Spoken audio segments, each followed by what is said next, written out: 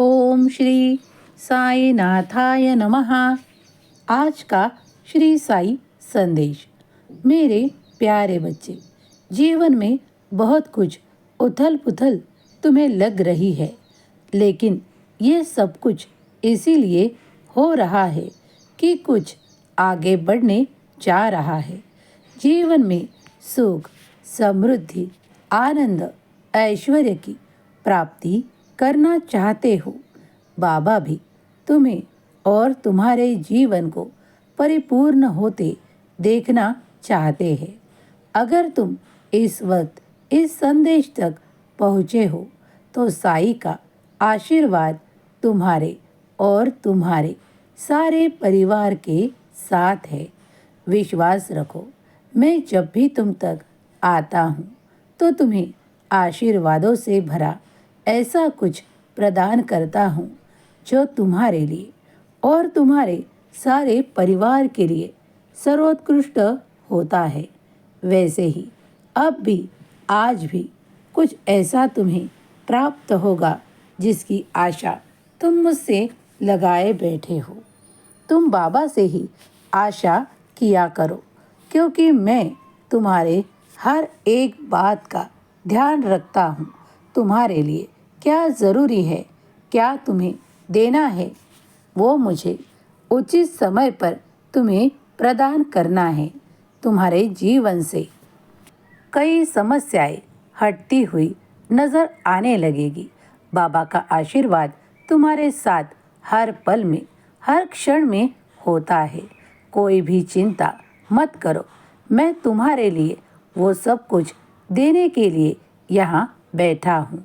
अगर तुम सोचते हो कि ये कार्य अब तक नहीं हुआ और आगे भी होगा कि नहीं, अगर तुम बहुत से सवालों से घिरे जा चुके हो तो सारे सवालों को लेकर अपने साई के चरणों में रख छोड़ो और आगे देखो बाबा का चमत्कार। जब तुम्हारे मन में कई सवाल होते हैं तो उनका जवाब भी तुम्हें दिया जाता है। तुम्हारे मन के हर एक सवाल का जवाब मैं तुम्हें उस वक्त देता हूँ जिस वक्त तुम्हें उसकी सबसे ज़्यादा ज़रूरत होती है। तुम्हारे मन में जो भी सवाल है उन्हें बहुत जमा कर कर मत रखो। उन्हें बाहर निकालने के लिए साई के चरणों पर छोड़ दो और निश्चिंत रहो, क्योंकि मैं तुम्हारे लिए कार्य कर रहा हूँ। जब तक बाबा का कार्य होगा तब तक तुम्हें वो सब कुछ प्राप्त होगा जिसकी आशाएं तुम करते हो। तुम्हारे बारे में कुछ ऐसी बातें कुछ बाहर दी जा रही है जिसके बारे में तुम सुनकर अचंभित रहोगे, लेकिन मैं चाहता हूँ कि तुम उनसे ना घबराओ। कोई भी कुछ भी कहता है, उनकी बातों पर पूरा विश्वास मत रखो, क्योंकि कई लोग तो यूं ही बातें करते रहते हैं। उन्हें इधर उधर की बातें करना बहुत पसंद होता है, इसीलिए वो किसी का नाम लेकर बातचीत करते हैं, लेकिन तुम अपने मन पर उसका बहुत सारा दूषित परिणाम मत होने देना, क्योंकि बाबा हर ओर से तुम्हें आशीर्वादों से परिपूर्ण करते हैं। विश्वास करो, आज भी मेरा कार्य तुम्हारे लिए शुरू है। मेरे प्यारे बच्चे, कभी कभी इधर उधर का देखकर तुम भी किसी की तरह दिखावे में मत आना, क्योंकि दिखावे वाले तो दिखावा ही करेंगे। तुम उनकी बातों में और दिखावे के पीछे मत भागो। अगर तुम अपने जीवन को समृद्ध, आकर्षित और सुंदर बनाना चाहते हो तो जीवन में आगे बढ़ते हुए इसका उसका देखना बंद कर दो, क्योंकि मैं तुम्हारे लिए ऐसा रास्ता चुनकर तुम तक दे रहा हूँ, ऐसा मार्ग तुम्हें दे रहा हूँ जिसके बाद तुम्हारे जीवन में से वो कमतरताएं, वो कमियाँ नष्ट की जाएगी। विश्वास करो, बाबा का कार्य तुम्हारे लिए और तुम्हारे लिए ही चल रहा है। विशेष अनुभूति तुम्हें ज़रूर होगी। देखो, दिखावे के पीछे कई लोग कई खर्चा भी करते हैं और उससे क्या वो समृद्ध बन पाएंगे?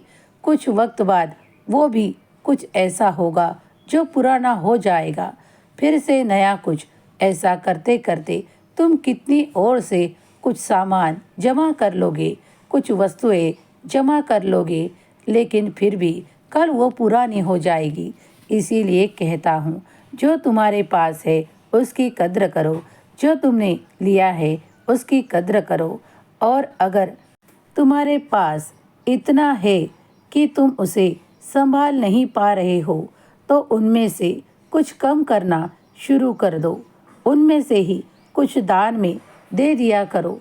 इसीलिए कहता हूँ, अपने खर्चों पर नियंत्रण रखो, अपने लेते हुए वस्तुओं को थोड़ा रोकने का प्रयास करो। अपने आप ही तुम देखोगे कि तुम्हारा धन संचय बढ़ने लगा है।